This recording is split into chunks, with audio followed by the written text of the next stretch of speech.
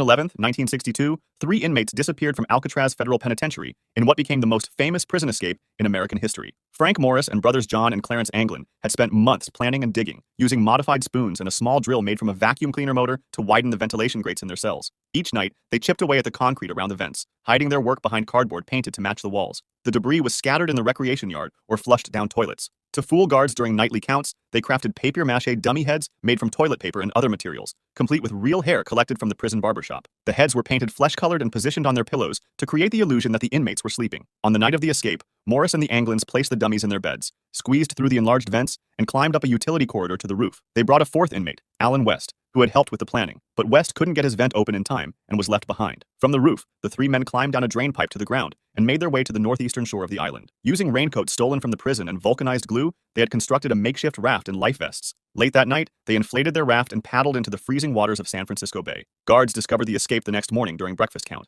An immediate search was launched, and within days, investigators found a paddle and personal effects floating in the bay near Angel Island. The FBI conducted an extensive investigation, concluding that the men likely drowned in the frigid waters with strong currents. However, no bodies were ever found. To this day, it remains unknown whether Morris and the Anglin brothers perished in the bay or successfully reached the mainland. The escape led to Alcatraz's closure in 1963.